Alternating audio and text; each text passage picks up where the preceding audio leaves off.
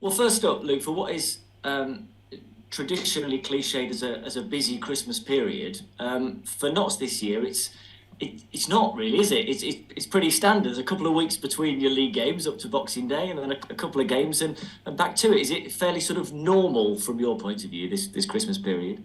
Yeah, it is actually. Yeah, it's one of the less congested I've been involved in. I think it's something new for me that we play the same opposition both on Boxing Day and New Year's Day, which I think is a new challenge and it brings about potential problems that we have to try to overcome. And then I think that January is remarkable in terms of the volume of games in Jan. So whilst the Christmas period is a bit lighter, I think the period that follows afterwards is going to be chaotic. What kind of problems does that pose then playing the same team twice? Well, I think that psychologically, you can be in a false position in your mind because if you win a game, it's difficult then to feel like you need to change anything. But of course, your opponents will most likely change several things. So then, do you need to be able to react on the pitch if they cause you a different problem, or do you anticipate that and change things beforehand? So I think that it's very unusual to play an opposition that quickly again. I think after a period of weeks, you start to the memories fade a little bit, and players aren't they can't quite remember playing against a certain team, or the team can evolve over a period of time. But to play each other a week apart is a new one for me, and something that I'm trying to anticipate and to try and work out the potential challenges of this.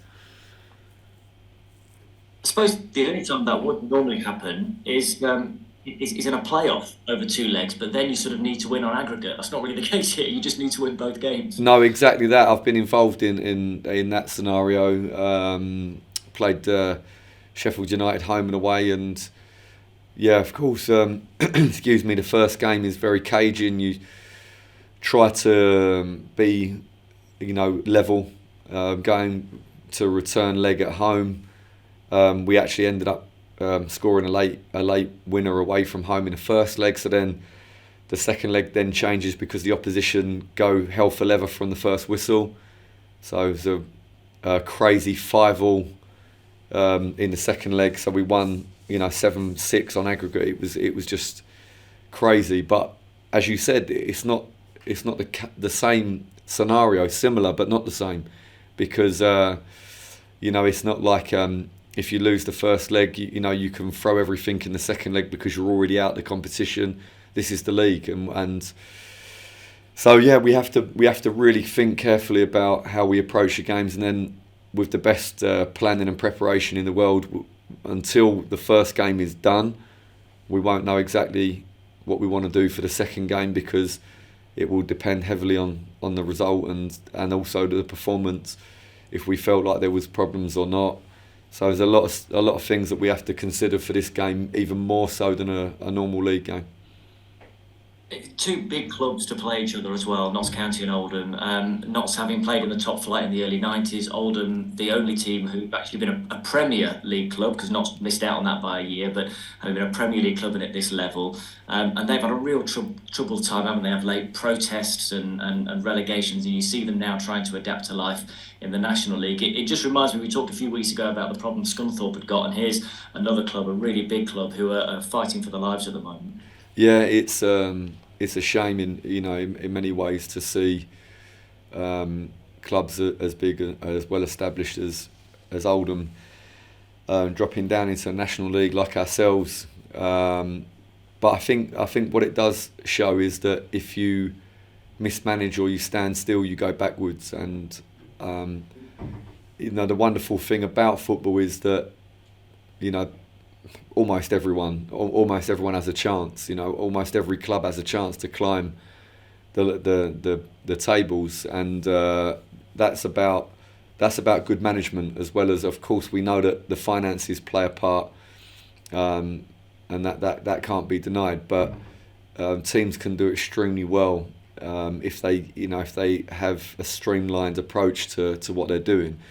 And of course, we've seen many clubs over the years have been poorly managed sometimes for a short period of time, and the club can suffer so badly and be in a position where they never believed that they would possibly be. You look at Leeds and Norwich and Sheffield Wednesday have been playing League One football, and having to rebuild themselves at that point to climb back up. And so they look like they're trying now to come out of a bad period and see if they can become a similar club to how they have been in the past. With the turn of the year in mind at the moment, from your point of view, you've had this incredible start to the season, 54 points so far at the halfway point. I just wonder what fresh challenges you think will now be posed for your club as you head into that sort of final run-in. Does it get harder from here on, do you think, for Notts? Well, I think that we have to look at the things that we know are fact, and we have performed very well. Not only have we won a lot of games, but we've actually deserved to win a lot of games on the performance, because we look at the amount of chances we created to score a goal versus the amount of chances that the opposition have created against us. And more often than not, we have been in a position where we've created more good chances to score. So therefore, we deserve to be where we are. Now is very much a question: can we maintain our levels, and can we find percentages to improve? Can we create one or two more very clear-cut chances in games, and can we deny opposition's chances even more so, particularly against the top third of the table for sure. That's the challenge for us, but I don't think that we are in a position where we've been very fortunate, and we need to say, okay, look, we're in a position maybe we don't deserve to be, but we'll take it, and now can we start to perform better?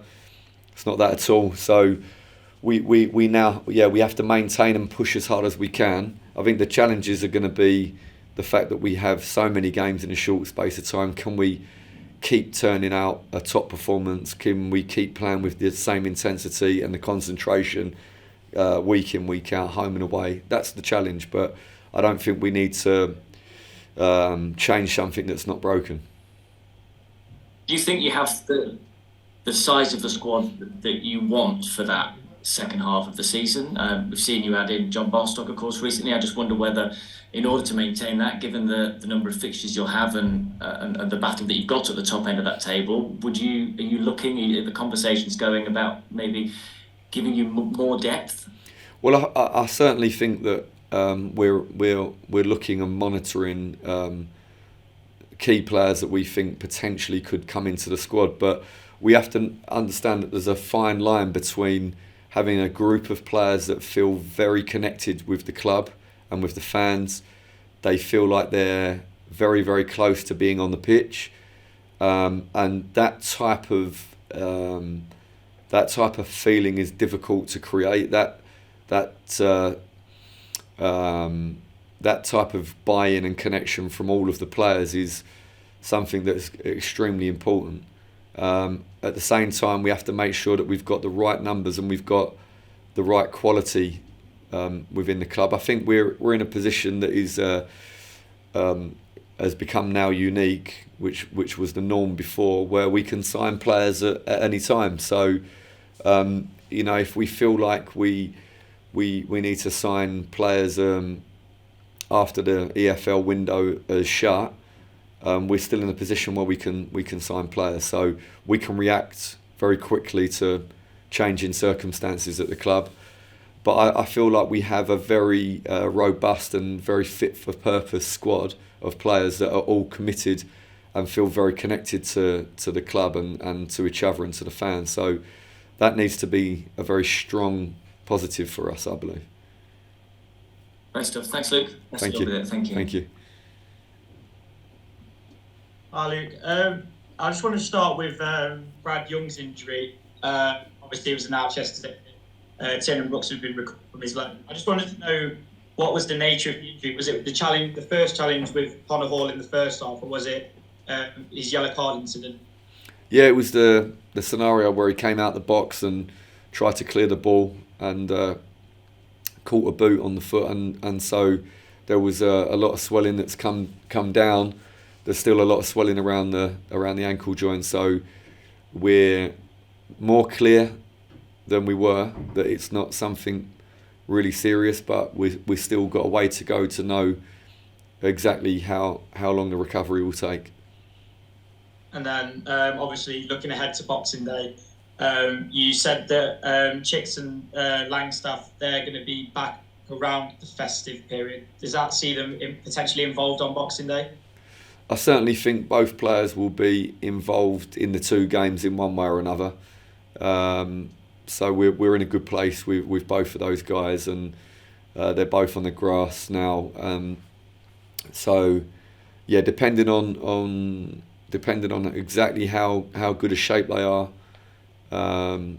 really tomorrow will determine how much they feature and what games they feature in over this period.